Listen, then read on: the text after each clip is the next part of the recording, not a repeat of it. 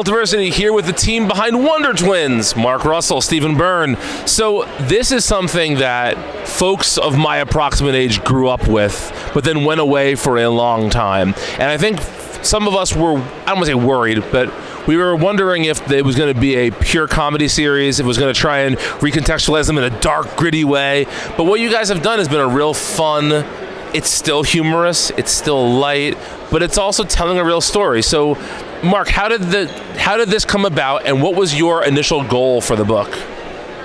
Well, I really wanted to tell the story of superheroes who are allowed to make mistakes. And to me, that was always the appeal of the Wonder Twins, whereas like Superman had to be perfect, Batman had to be the smartest guy in the room. The Wonder Twins are allowed to make mistakes because they're Zan and Jaina, and one of them just turns into water. That's his entire superpower. So I thought, well, you know, and as lame as that might sound, it actually becomes incredibly important in the plot of his own life. So it's kind of like part superhero story, part after-school special, where even if you can only turn into water, your life just has as much meaning as anybody else. And you can use that power to give yourself as much meaning as any other person, regardless of what they can do. So that's kind of the way I wanted to approach it, is like a superhero story that also sort of works as a after-school special for people who are questioning their validity on the planet. So Stephen, the book has a really interesting visual sense. It's both playful and it has some real superhero meat to it. And your work in general always has this real just crispness and clarity to it. So when you were looking to design the world of the Wonder Twins, what were some of the important things that you felt had to be there to sort of, you know, give it its visual flair? I guess the first thing I did was look back at the old Super Friends cartoon with the Wonder Twins, and that's sort of where people know the characters from. So I wanted to maintain a little bit of that essence in what we were doing. It wouldn't be like totally appropriate to do the whole comic book in that style, but in terms of like the bright colors and the simple lines, I wanted it to look familiar for people who remembered the Wonder Twins. But then at the same time, these stories are a lot more rich and darker and more emotional in certain moments. And so I think there's more detail and expression in sort of the faces and the types of emotion that the characters can show. And also we can be, because it's comic books, we can be really creative with the layouts and the compositions, type of shots we're choosing to emphasize the story, whereas the old cartoon would have had a much more simple way of presenting the story. So I just wanted to have a little essence of what went before, but also have it feel like it belonged in the modern DC universe. Humor is such an important part of this book and a lot of your work, Mark. Was the obvious space for humor that their powers are a little bit ridiculous and then you wanted to expand from there? Or did you see a different humorous approach to the book you wanted to take? Well, I think humor ultimately always comes from our futility. And so the Wonder Twins obviously have a lot of futility because one can only change into an animal and one can only change into water-based form. So how many problems can you really solve as water? You know? But really, that's all of our stories. All of our stories are that of futility and our inadequacy to solve the problems that we're confronted with in the universe.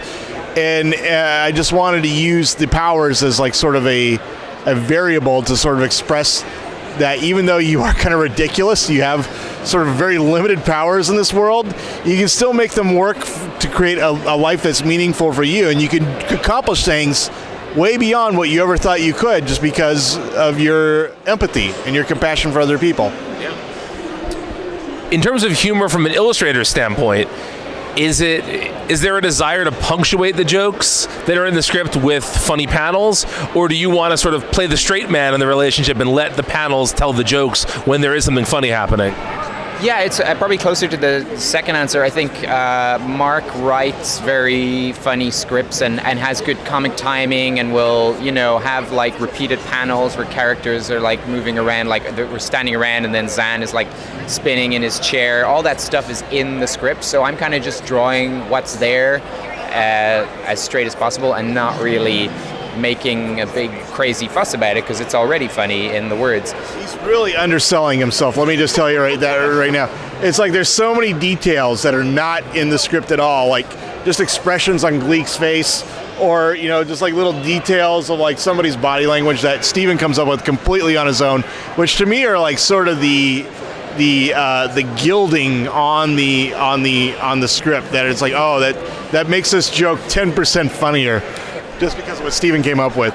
I've actually been surprised at how the powers there have been moments where they've been used for humor, but I've actually been surprised at how like cool they've been in certain moments. Like, you've really taken these powers and found the like most exciting uses of them that I can imagine. At the beginning I assumed they'd be lame, but there's been a few moments where they've been really badass.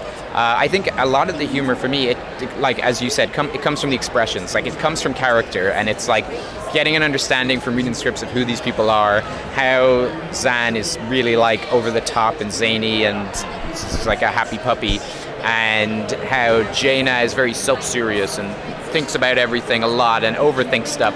And so with those in mind, when I'm reading the lines, I try and bring those personality traits through in what they're saying and doing, and I think that can punch up a bit of the humor, as you were saying. Yeah, the series recently went from being a 6-issue limited series to a 12-issue series, which was great news for all of us that are really enjoying the book. If the series did not continue, was the ending of issue 6 the ending of the series, or did you rewrite the ending to lead into the next 6 issues? Well, I wrote the ending of issue 6 to be the ending of the series, so it would have worked as just a 6-issue series, but it would have been very plot-centric. It would have just been, well, here's the story. But there were a lot of details about the characters and their backstory, why they were exiled from Exor, for instance, and just like this sort of rehabilitation of like Jaina's relationship with her friend Polly, that would have been left on the cutting room floor if we hadn't been able to do an extra 6 issues. So I think the first 6 issues are what gives the plot form. The second 6 issues are what gives the story soul. And from an artistic standpoint, what was something that you wanted to maybe draw on those first 6 issues that weren't presented to you that now you get the chance to do? I drew a gorilla punching an alcoholic vampire.